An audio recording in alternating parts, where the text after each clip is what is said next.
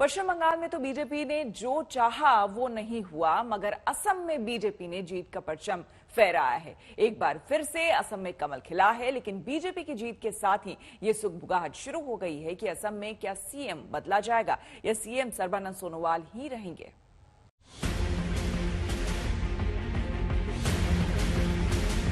दस दलों का गठबंधन हुआ, 5 साल की सत्ता पर सवाल हुआ।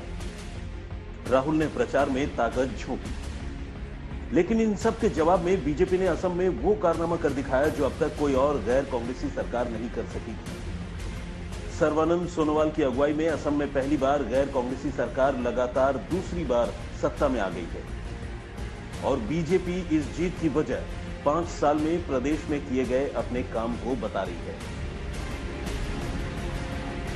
जो राजनीतिक दल सत्ता में रहता है उसे किसी न किसी प्रकार भारी या कम मात्रा में एंटी इंक्यूबेंसी फैक्टर का सामना करना पड़ता है, लेकिन अब की बार 2021 में हम जब चुनाव के मैदान में उतरे हैं तो भारतीय जनता पार्टी प्रो इंक्यूबेंसी, न कि एंटी इंक्यूबेंसी बल्कि प्रो इंक्यूबेंसी के बल पर चुनाव लड़ रही है। और ये एक असाधारण बात है, आमतौर पर ऐसा होता नहीं है, क्योंकि लोगों ने हमें काम करते देखा है, हम लोगों के बीच में रहे हैं, उनके साथ दिन रात रहे हैं। हालांकि असम में बीजेपी की दोबारा सरकार के पीछे पार्टी की वो रणनीति रही जिसने कांग्रेस और गठबंधन के सहयोगियों के सपनों पर पानी फेर दिया।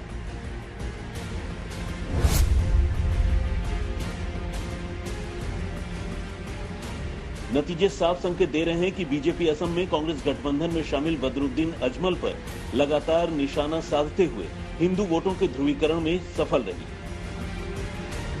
कंधे पर बैठकर भी अगर वो सत्ता में आए तो कल फिर से एक बार घुसपैठ होनी है जो अपने पैरों के तले असम की संस्कृति को रौंदे, असम के साहित्य को खत्म करे, असम के संगीत को।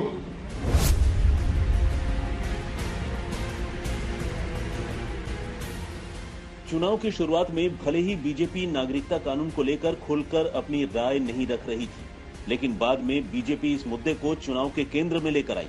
खास तौर पर गृह मंत्री अमित शाह ने घुसपैठ का जिक्र करते हुए नागरिकता कानून लागू करने की बात कही।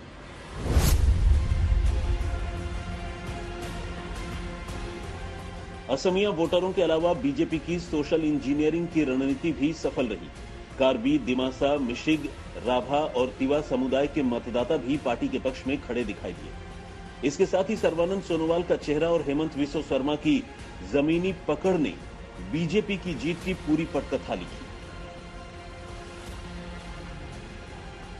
हालांकि असम में बीजेपी की दोबारा जीत के बाद मुख्यमंत्री पद को लेकर लोगों के मन में कुछ संशय बना हुआ है, क्योंकि चुनावी रैलियों में दबी जुबान से ही सही हेमंत बिस्वा शर्मा खुद को अगले सीएम के तौर पर ही पेश कर रहे थे। अगर असम में जीत के बाद अब उनकी ओर से खुलकर ऐसा कोई दावा पेश किया जाता है तो असम में सीएम पद पर पार्टी के 2 दिग्गज आमने सामने आ सकते हैं। आज तक ब्यूरो।